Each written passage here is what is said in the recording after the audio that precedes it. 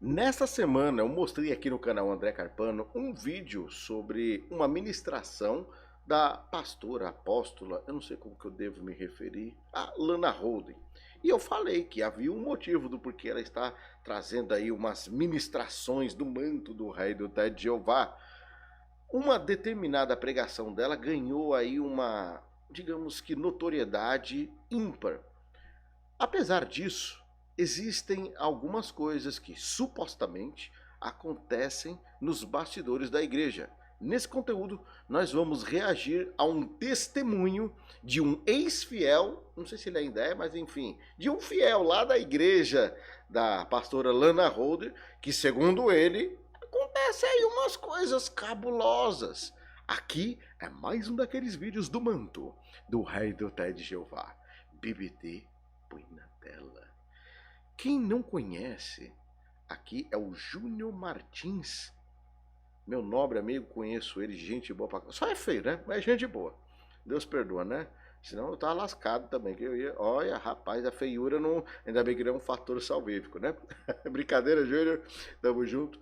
Ele conta muita coisa e eu quero acompanhar aqui com vocês. Vamos até deixar na velocidade 1.2 e simbora. Segundo palavras dele, não são do André Carpano. Se liga. Opa, travou? Aqui, tá bom?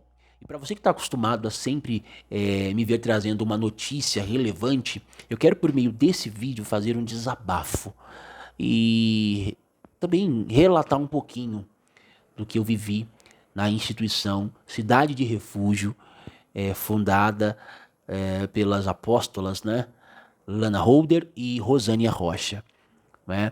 Ali eu me tornei, digamos, frequentador. Sim, não é zombaria, não. O nome dela é Rosane Rocha ou Rosane Arrocha?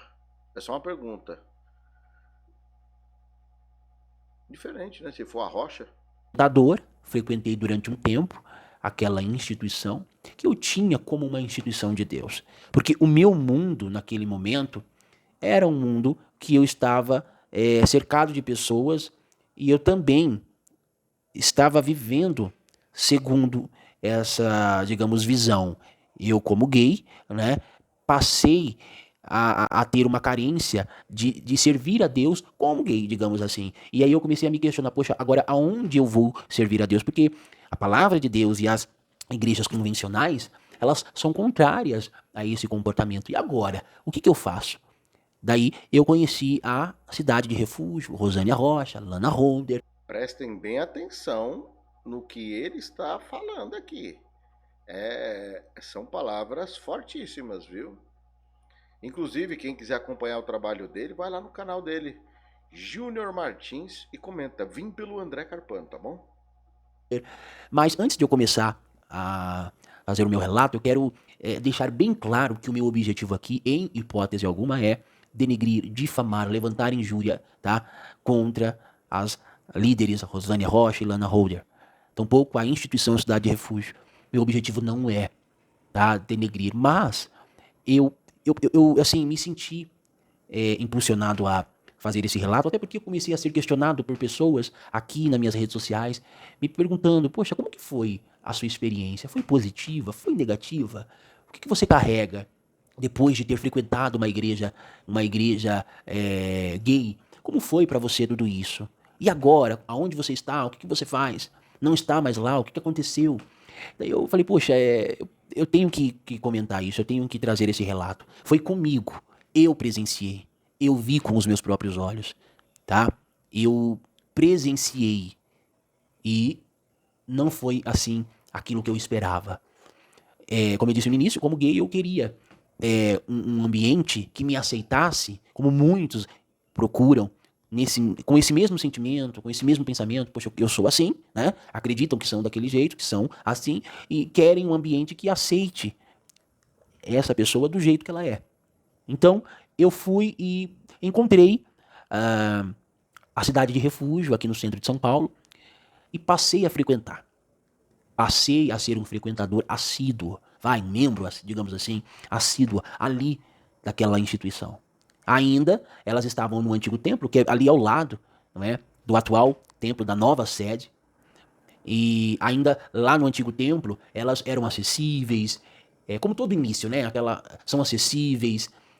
Eu, algumas vezes, estive com elas no gabinete, ali conversando, ali sendo orientado, aconselhado e etc. Participando dos propósitos, participando dos cultos, das reuniões de oração, aquela coisa toda. É que assim, para quem não sabe, a igreja gay, ela é semelhante a uma convencional. O que diferencia é ser gay, uma igreja gay. Mas oram em línguas, tem moveres proféticos, digamos assim, dão glória a Deus, aleluia. São assim, idênticos, tá? A uma igreja convencional.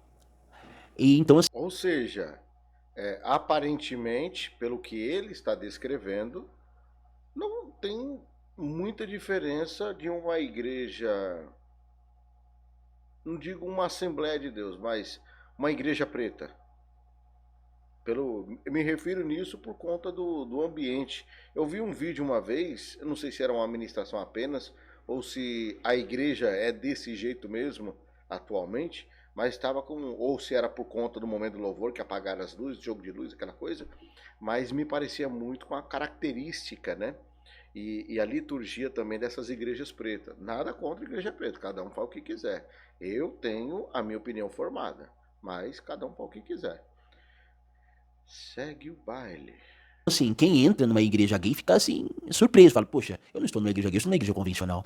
Porque segue o mesmo padrão. Até porque Lana Holder foi assembleiana durante muito tempo. Rosânia Rocha foi de igreja convencional durante muito tempo. E muitos dos líderes, dos líderes, né, da liderança da Igreja Cidade e Refúgio, foram de denominações convencionais, de igrejas convencionais. Então, eles acabam que carregando consigo, né, os costumes, digamos assim, a liturgia. Você não vê muito diferente das convencionais, né, das igrejas modernas, por exemplo, convencionais, você não vê diferença na liturgia da Cidade de Refúgio. Então, você fica assim, poxa, você fica impressionado. Quem não conhece, fica impressionado quando passa a experimentar aquele movimento todo. Né? E eu passei a frequentar, a experimentar.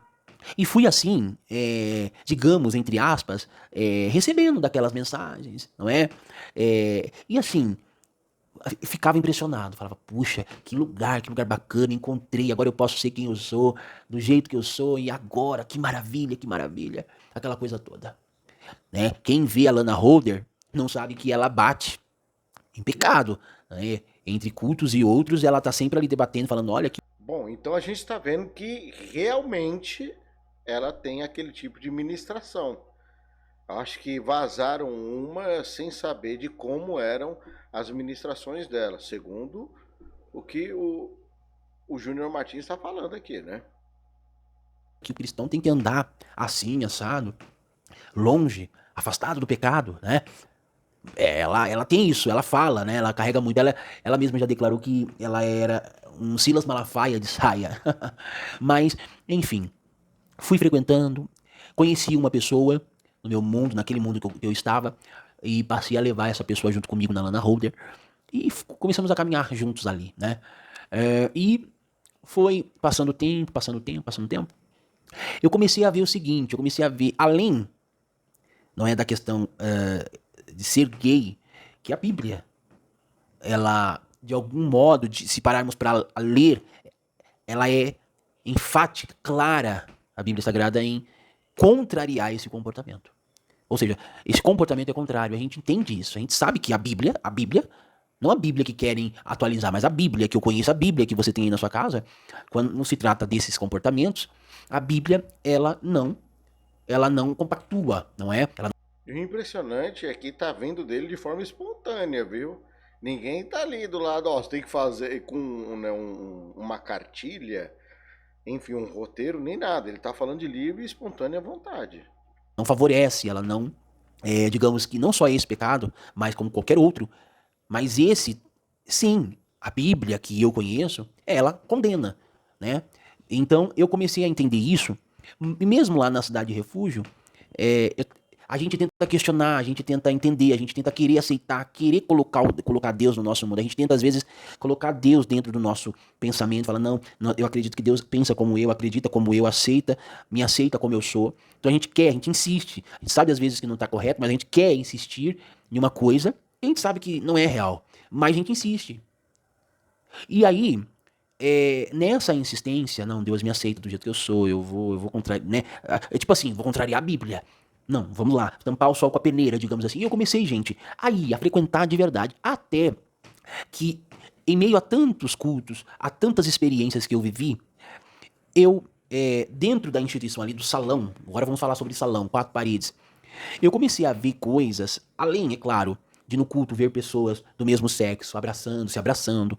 É estranho dentro de um ambiente que a gente entende que é um ambiente de Deus, um ambiente consagrado, você você vê que é estranho quando duas Uma certa profanação no contexto de ter uma aproximação no sentido não fraternal, mas dentro da palavra eros mesmo, né? Algo sentimental. pessoas do mesmo sexo estão ali, uma no ombro da outra, uma abraçando a outra, beijando a outra. Aí você fica pensando, meu Deus, será se isso aqui é correto, meu pai? Aí de repente você tá ali orando, de repente você olha para um casal de homens gays se beijando Só na hora uma do culto. coisa, assembleias que eu participei, exceto casamentos, eu nunca vi, que eu me lembre agora, não consigo me lembrar, exceto casamentos, o casal se beijar. Casal hétero, nas assembleias que eu participei. Não me recordo. Eu tô. Para não ver se eu não tô falando besteira. Não me recordo agora. Se não me engano, bom, não sei se você já viu isso. Para mim, é uma falta de respeito. E eu entendo que a única exceção é o noivo beijar a noiva e tá ótimo. Quer beijar, beija fora. Ali o ambiente é para outra coisa. Isso se chama profanação. Seja homo, seja hétero. Minha opinião. Se abraçando na hora do culto. Né? Aí você fala, meu Deus, será se o que eu tô vendo... Ai, Jesus, eu sei que não é certo, mas não, o Senhor tá comigo, meu Pai. Oh, Deus, me ajuda, meu Deus, esteja comigo, meu Pai, me perdoa. Claro que quem tem temor, como eu sempre tive esse pensamento. Não é questão de que, ele não se aceita, muito pelo contrário. Sempre me aceitei, eu sempre tive comigo essa aceitação. Depois que eu comecei a entender as coisas, eu comecei a entender e falar, não, eu sou assim, tá? Se tiver que mudar, Deus vai me transformar. E eu creio, mas assim, isso não é uma coisa que é assim, é o meu desejo, como um viciado. O viciado, ele quer ser liberto, mas existe algo mais forte do que ele que o domina. Então é fácil falar uma pessoa que nunca, é muito fácil uma pessoa que nunca usou nenhum tipo de entorpecente falar para uma pessoa que usa, dizer assim, você tem que largar, porque Deus não tá nesse negócio. É muito fácil uma pessoa que nunca usou falar para uma pessoa, você tem que parar. E aquela pessoa que está dizendo isso não viveu, não teve essa experiência do algo mais forte. A gente sabe que Deus é maior que tudo. A força do Espírito Santo supera todas as coisas, quebra todas as barreiras. A gente entende isso, a gente sabe disso. Mas na teoria é fácil. Do outro lado, na prática, é uma guerra constante que, se não for de fato a presença do Espírito Santo dentro do indivíduo, ele não supera aquele mal que sobrevém na vida dele. E olha que vocês estão ouvindo um gay assumido falando isso. Porque hoje em dia, mesmo que esteja na lei que a gente pode pregar isso, você arruma uma dor de cabeça lascada. Por mesmo que o discurso esteja dentro de um contexto religioso, você arruma a maior dor de cabeça. Tá difícil. E partindo dele, tem um peso muito maior. A mesma coisa é se tratando desse comportamento, tá? Vai da homossexualidade. A gente sabe que não é uma tarefa fácil. Então a gente tá ali guerreando, ó Deus, a gente sabe que a Bíblia, ela condena. Mas não é uma tarefa fácil. Então eu comecei a frequentar ali, eu comecei a participar, a me envolver naquele mundo. E acreditando que Deus estava ali naquele negócio, Deus estava comigo, Deus estava me aceitando, Deus estava do meu lado, me aceitando do jeito que eu sou. Porque você estando naquele ambiente, num ambiente que crer, que acredita nisso, você, não é que você vai ter uma lavagem cerebral, mas é que você passa, o ambiente te influencia.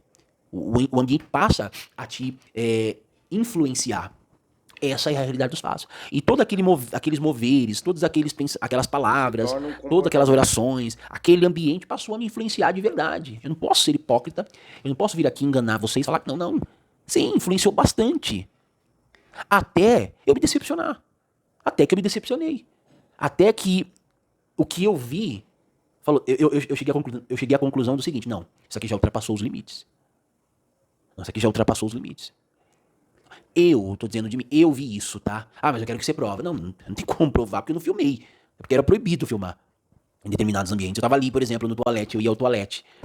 Não tem nem Na como. igreja, ali do lado da nave da Você se igreja. enrosca. Eu ia pro toalete, de repente, eu via um homem e outro homem, outro rapaz, ali, ou um homem trans, uma mulher trans, eu ali me deparava, a gente cruza, a gente tá ali no toalete, e ali dentro do toalete a gente vê uma falta de respeito, gestos obscenos, atitudes obscenas, de quem às vezes se diz de Deus, de quem às vezes tinha ali uma responsabilidade dentro da instituição. Eu vi isso, eu passei a ficar chocado, falei, não acredito que eu tô vendo uma coisa dessa. Aqui do lado da nave da igreja, o sujeito vem com gestos obscenos, outros ali com mão bobas e com situações ali obscenas entre si. Não acredito que eu tô vendo uma coisa dessa. Eu falei, não, tu tem limite. Peraí. Então, é quase que uma furunfagem dentro da igreja, no banheiro. Como eu disse, tinha um boato na Assembleia de Deus Ministério Santo André que no Congresso de Jovens encontraram, né, um preservativo utilizado dentro do Congresso. Depois disso diminuiu bastante. Quando eu saí, depois eu não sei como que ficou essa questão de Congresso, que era conhecido como Ficódromo da Assembleia de Deus de Santo André. Mas, assim, eu nunca presenciei nada, então eu não posso afirmar. Mas é complicado. Complicado. Dentro de uma igreja, seja ela uma igreja inclusiva, seja ela uma igreja reformada, igreja tradicional, enfim. Eu acho que a profanação não deve ser tolerada em canto nenhum. Isso aqui que ele está escrevendo é quase que uma furunfagem. Isso aqui tá fora do limite. Isso aqui já ultrapassou o limite. Não. Isso aqui não é de Deus. Isso aqui não pode ser de Deus. E o sujeito tem uma responsabilidade. O sujeito sai daqui e tem uma responsabilidade. O sujeito canta. O sujeito prega. O sujeito passa salva. O sujeito ora, participa da intercessão, impõe as mãos sobre outras pessoas. Não, eu não acredito nisso, pessoal. Aí eu fiquei chocado, gente. Quando eu determinei, falei, não quero isso pra minha vida. Não, isso aqui não é de Deus coisa nenhuma. Não posso acreditar que isso é de Deus. Não posso acreditar. Não posso acreditar que isso seja de Deus. Foi quando eu fiquei chocado. Nem A eu. gente já fica com aquele pensamento, como eu disse lá no início, lá atrás. A gente fica com aquele pensamento, poxa, oh Deus, eu tô aqui, eu sou o que eu sou, eu estou passando por isso, eu tenho esse comportamento, eu sei que, oh meu Deus, a sua Bíblia condena, mas Pai, não é fácil, é algo mais forte, me liberta, me transforma, mas eu vou continuar aqui porque eu sei que o Senhor tá comigo. Tipo assim, uma teimosia. Eu sei que Deus não concorda, mas eu creio que Deus está comigo. Mas Deus não concorda, Deus não apoia, Deus não aprova, então eu não posso entender. Aliás, eu não posso querer questionar a Deus. Então, pessoal, eu passei a ficar chocado. Eu fiquei assim, chocado, né? Abalado. Minha fé naquele momento abalou. Porque até então eu estava querendo aceitar, quase aceitando e entendendo e me convencendo de que Deus estava comigo do jeito que eu estou e que Deus estava com toda aquela gente, com todos aqueles membros, aceitando-os do jeito que eles são, da maneira em que eles são, e que aquele ambiente era um ambiente de Deus. Até que eu vi essas questões dentro do banheiro, na nave da igreja, os absurdos que eu vi ali de homens ali se agarrando na nave da igreja. Ah, mas você está levantando uma coisa? Não, eu vi isso, gente, poxa. E eu tenho pessoas também, que eu não quero citar o nome aqui, até porque eu não pedi autorização, e que presenciou isso também.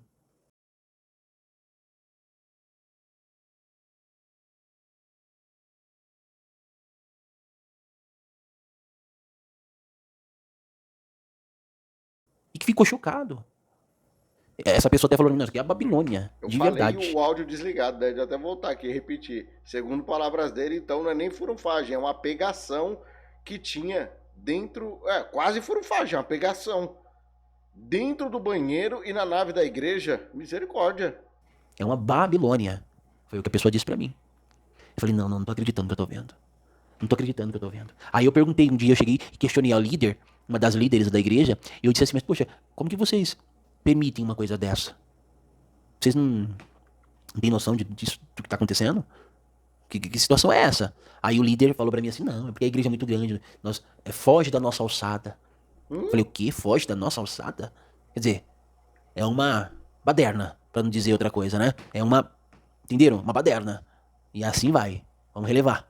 Foge da nossa alçada, não temos o controle, o domínio, porque é muita gente. Aí vem com essa desculpa. Ah, é muita gente, é uma multidão. Ah, gente, faça-me o favor, né? Eu, particularmente, fiquei chocado. Eu disse, aqui eu não piso mais. Aqui eu não piso mais. Então, assim, foi uma experiência amarga.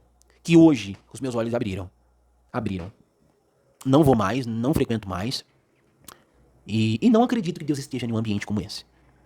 Eu vou até parar por aqui. Quem quiser ver o resto, vai lá no canal do Júnior Martins e comenta. Vim pelo André Carpano. Rapaz, se for verdade, pegação, uma quase furunfagem. Eu vou ficando por aqui. Um forte abraço. Acho que agora entendi a administração dela. Fui.